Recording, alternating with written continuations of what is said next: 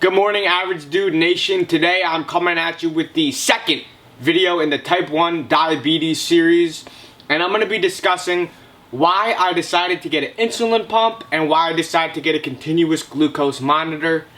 If you are not a Type 1 diabetic, please stay tuned and you will be educated about the disease.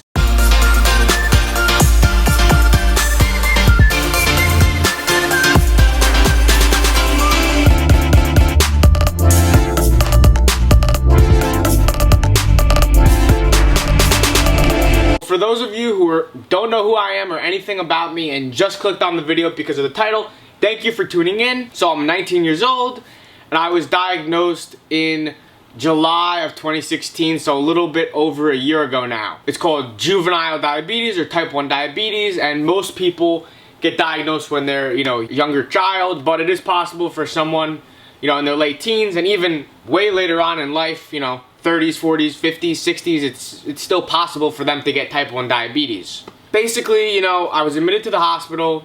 They showed me how to use a syringe and insulin, how to count my carbs, to calculate how many units of insulin that I needed, and then they sent me on my way. Being a type 1 diabetic, you have to do two things. One is check your blood sugar by pricking your finger. So I'm sure that if you've seen some of my past videos, I've done it in there. I'm not going to do it right now. But I prick my finger, I put my blood on a test strip, and it tells me my blood sugar level, which is how much sugar is in my blood. Usually when I wake up in the morning, I want it to be between 90 and 110. Type 1 diabetics, ideal range is a little bit higher than the average person, obviously, because the average person's body automatically, regulates their insulin and glucose and all of that. Mine doesn't, so I have to actually, manually regulate it. On a given day, my blood sugar will range for anywhere from 90, usually I have, even a low, maybe 70 or 80, up to, 200. Some days where it's really bad, it could be even more than 200. Depends, if I have a big meal with a lot of carbs, obviously it's going to go up from that and drop right back down. And there's no long-term effects of a short-term spike. The only danger and, risk of complications is if, it's elevated for an extended period of time. So that's what you're trying to avoid. Before I had any of these tools, I was pricking my finger, honestly, probably 8 to 10 times a day. The doctors will say, oh, you only have to do it, 4 to 6 times a day. But let me tell you, you're nervous. You're very, very nervous, especially when you just get the disease. I'm still nervous about it, right? Because you want to make sure that your numbers are in range, and you're really more in fear of a low than a high, because a low can actually, if it gets severely low, you could pass out. So I was checking, my numbers a lot. And then the second thing that you have to take is obviously insulin injections. So before an insulin pump, I had to take 2 different types of injections. The first injection is a basal insulin. So what that means is, over time, as the day goes on, your body naturally secretes some glucose from, really just different parts of your body. And that is a 24 to 36 hour, depending on the brand, insulin that covers the basal, right? So the base, just what my base produces. I would take that once a day. And then the second insulin is what they call mealtime or bolus insulin. And bolus is just an extra, it's a boost. If I have a meal, you need to take bolus insulin to cover it. Or if my blood sugar was elevated and I want to bring it back down, I would take a bolus shot. So, you figure there's 3 meals in a day. Okay, he's taking 3 shots of insulin, but in reality, no. Because as everyone knows, it's extremely hard to really only eat 3 times a day. In reality, I was taking 5 to 6 shots a day. Some days even more, honestly. So that's a lot. And I'm living in a college dorm at this time, and a couple months go by and I decide to move out. And then I would say about, I'm not sure the exact time frame, but 3 to 6 months after I get diagnosed, the doctor tells me about something called the Dexcom continuous glucose monitor. So what that is, it's a device, I'll show you in a second. It's on my abdomen, and what it does is calculates my blood glucose level from the the fluid in my soft tissue, I guess. And actually it sends it to my phone automatically every 5 minutes. This is a game changer. Like the medical technology today is absolutely incredible. Automatically sends blood glucose numbers to my phone every 5 minutes in real time, of course. And I can set up alerts on it, right? So if it goes over or below a certain number, my phone will, you know, blink, flash, make noise, whatever. And, you know, there's a lot of other alerts that you could set up for it as well. And my mom likes it because, you know, I have added her to mine and she could actually see my numbers as well. That's a bit of a hassle, but for parents that are watching this that have newly diagnosed children and you want to learn, you know, a little bit more about this, it's absolutely fantastic. And I really just can't stress it enough. The company's great. If you have any problems with the hardware or software, anything, call them up. They're there 24 hours a day. The decision for me to get this was a no-brainer, right? Like, it was a no-brainer because this is something that's going to make me healthy. This is something that's going to make me more comfortable and make me feel more safe. So it was a no-brainer. Obviously, it wasn't easy to wrap my head around it. Like, you know, this is something that you have to wear on you all day. What if you go to the beach? You know, what if you bump into something and it pulls off? You know, what if, you know, what are people going to think if they see it? Are they going to stare at me? And I'll get into a lot of those at the end, but it wasn't that difficult to get my head wrapped around this. The pump was, you know, where I had a lot more trouble, you know, accepting it, and I'll explain why. So I had that, it was going great. The pump was something I was thinking about, and then I finally decided to get it about 9 months after being diagnosed. The doctor said, okay, you can get a pump. Usually right after you get diagnosed, you know, you can't get your doctor doesn't want you to get a pump because they want to wait until your body stabilizes a little bit, until you're out of the honeymoon phase, so they could calculate, you know, the insulin numbers a little bit better.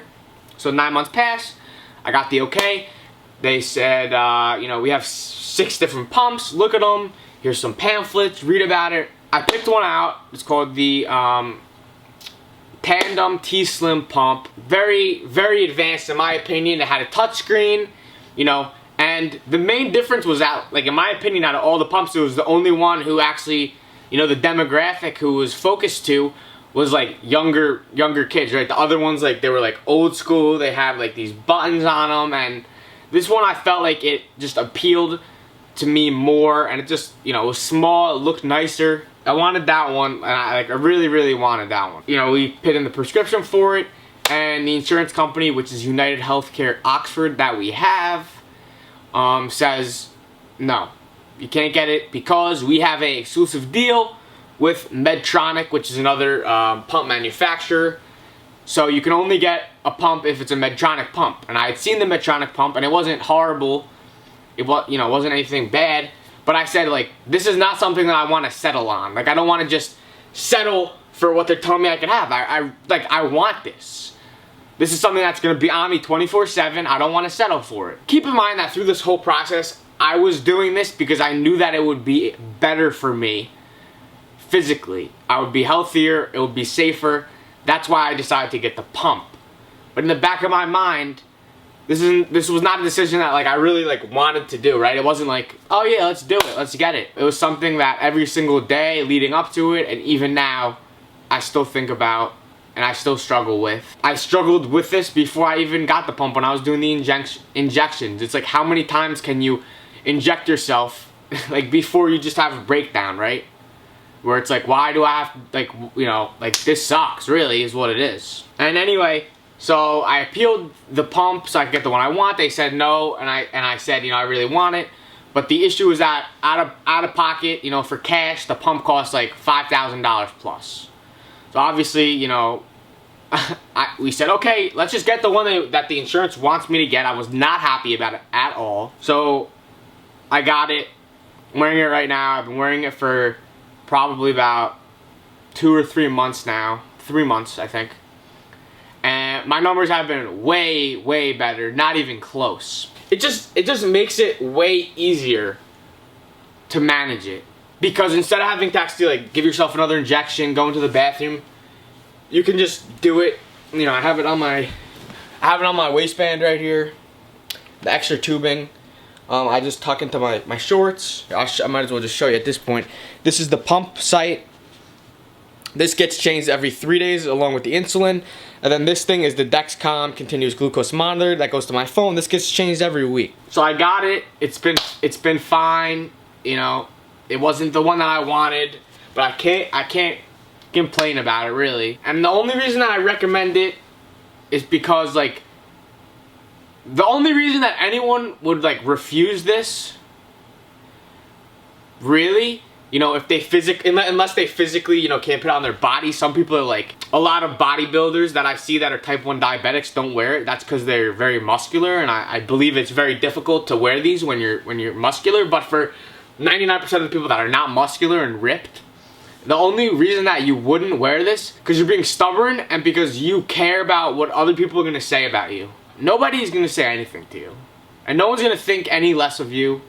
And it's just not, that's just not how it is. I think that every single person needs to get one. And I think that every single insurance company, if they don't cover it, unfortunate that mine does, they need to cover it. Because this is not even, in my mind, it's not even really an option. This is something that you need to have. It's a necessity for type 1 diabetics. At the end of the day, this is something that 99% of the time, for 99% of people, it's going to improve your life. It's going to make you feel safer, more comfortable, and it's going to actually make your numbers better and lower and closer to where they should be and where they need to be. So that's just where I sit. You need to do it for everybody. If you're a parent watching this for your kid and you're struggling with, you know, my kid's in elementary school, is my kid going to get picked on? Is my kid going to get bullied? This is a hard decision, right? Because at the end of the day, it's not your body, it's their body. But they need to get it. They need to get it. This is an absolute game changer. To not take advantage of it is just, it's just idiotic. Does it suck that I have to wear this? Does it suck that sometimes, you know, once in a blue moon it'll fall off? Once in a blue moon I'm walking and the cord gets stuck on the door? Yeah, it sucks. But let me tell you that giving yourself shots and worrying, oh shit, am I low? Is it high? Is much, much worse than that. That's why I decided to do it, and that's why I recommend it to every single type 1 diabetic out there.